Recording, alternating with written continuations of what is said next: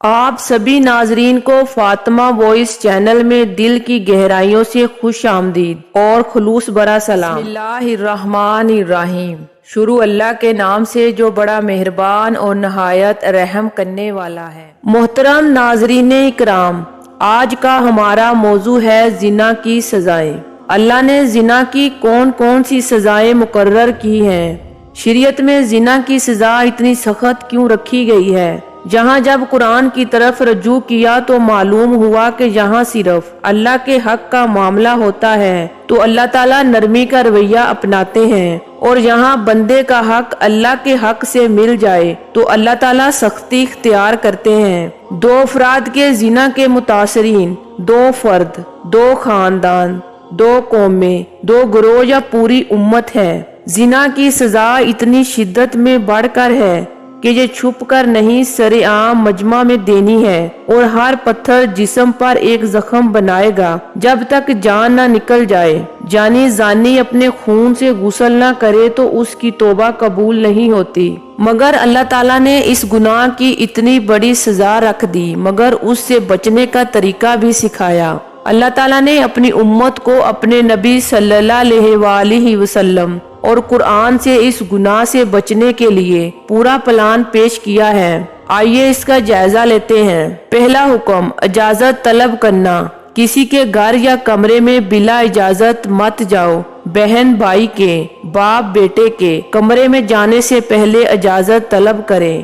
شریعت میں ہمیں اس طرح سکھا رہی ہے، اور آج اس حکم پر عمل نہ کرنے سے محرم رشتوں میں بھی خرابی آ رہی ہے۔ گھر میں دو حصے رکھیں، پرائیویٹ روم الگ اور کام والے الگ۔ پرائیویٹ روم میں محرم اجازت لے کر جائیں اور اجنبی بالکل بھی نہ جائیں۔ عورتیں یاد رکھیں، مرد زبردست اور عورتیں زیر دست ہوتی ہیں۔ کیا یہ ممکن ہے کہ کوئی عورت پاک رہنا چاہے اور مرد اس کو پاک نہ رہنے دے؟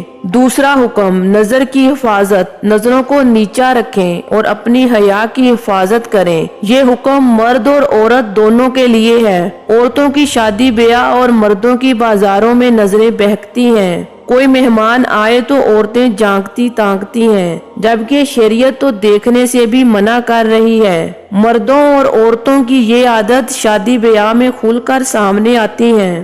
جب بے حیائی اپنے عروج پر ہوتی ہے تو دو فرد آمنے سامنے بیٹھے ہوں تو ان کو نہیں معلوم کہ سامنے والا کیسا ہے، مگر شریعت دو افراد مرد اور عورت کو آمنے سامنے بیٹھنے سے منع کرتی ہے۔ عورتوں اور مردوں کو کئی بار مجبوری میں بات کرنی بھی پڑتی ہے، جیسے بازار وغیرہ میں۔ صرف پردہ کرنا مسئلے کا حل نہیں، بلکہ نظریں بھی جھکانی چاہیے۔ امام غزالی رحمۃ اللہ علیہ فرماتے ہیں کہ نظر سوچ کے اندر تاثیر لے کر جاتی ہے، یہ تاثیر خواہش میں بدل جاتی ہے، اور یہی خواہش بے حیائی کا راستہ دکھاتی ہے۔ اگلا حکم، زینت کو چھپانا۔ پردہ اور چیز ہے اور زینت اور چیز۔ اپنے سینے اور گریبان کو خصوصاً ڈھانپیے۔ اللہ تعالیٰ نے عورت کو مرنے کے بعد 4 کپڑوں میں ڈھانپ کر قبر میں دفن کرنے کا حکم دیا ہے۔ عورتوں نے زندگی میں 2 کپڑوں کا لباس معمول بنا لیا ہے، کیونکہ آج کی عورتیں 3 کپڑے پہننے پر بھی راضی نہیں۔ مسلمان عورت کا غیر محرم عورت اور غیر مسلم عورت سے بھی نماز والا پردہ ہے، یعنی سوائے چہرے دونوں ہاتھ اور پاؤں کے علاوہ جسم چھپانا ہے، مگر یہاں تو ویکس اور فیشل بھی کروائے جاتے ہیں۔ گھر کے مرد حیادار ہوں گے تو گھر کی عورتیں بھی اپنے حیا کو مقرر رکھیں گی، ورنہ سب سے پہلے بگاڑ گھر کے ماحول سے ہی شروع ہوتی ہے۔ یاد رکھیں، جب عورت نے اپنے سطر کا خیال نہ رکھا تو محرم کا دشمن بن گیا۔ جب اللہ کی مقرر کردہ حدود کا خیال نہ رکھا جائے تو باپ بیٹیوں کو خود پر حلال کر لیں گے اور بھائی بہنوں کو خود پر حلال کر لیں گے۔ اگلا حکم، بیوہ عورت یا طلاق یافتہ کا نکاح۔ ان نکاح کا مقصد معاشرے کو پاک رکھنا ہے، کیونکہ بیوہ یا طلاق یافتہ ازدواجی زندگی کے دور سے گزر چکی ہوتی ہیں اور ان کے نکاح میں تاخیر معاشرے میں بگاڑ کا سبب بنتا ہے۔ یہ حکم اس مرد کے لیے بھی ہے جس کی بیوی مر جائے یا وہ طلاق دے دے۔ یاد رکھیں، شادی پر اصرار وہی مرد کرتا ہے جو پاک رہ کر بیوی سے سکون حاصل کرنا چاہتا ہے، ورنہ معاشرہ بڑا پڑا ہے ایسے غلیظ لوگوں سے۔ اللہ تعالیٰ نے اجازت دی ہے، اگر ایک سی خواہش پوری نہیں ہوتی 2 شادیاں کر لو، اور اس میں بیوی کی اجازت بھی شرط نہیں، ہاں مگر بیوی کے حقوق پورے کرنا فرض ہے، اس لیے نکاح میں تاخیر نہ کی جائے۔ 2 جوان لڑکا اور لڑکی جب یونیورسٹی کے آزاد اور روشن خیال ماحول میں پڑھیں گے تو ان کو تعلق بنانے سے کون روکے گا؟ یہ اللہ کی اپنی امت پر خاص کرم ہے کہ اس نے پچھلی قوموں کی طرح ہمارے گناہ دیکھ کر ہمیں غرق نہیں کیا، ورنہ اسرائیل کے لوگ بندر بھی بنائے گئے اور خنزیر بھی۔ توبہ کے دروازے بند نہیں اور نہ ہی رب کریم کی رحمت مدھم ہو گئی ہے۔ جب اللہ کی محبت اور ایمان کی روشنی دل میں آ جاتی ہے تو نور ہی نور ہے، تو ایسے دل میں بے حیائی داخل نہیں ہوتی۔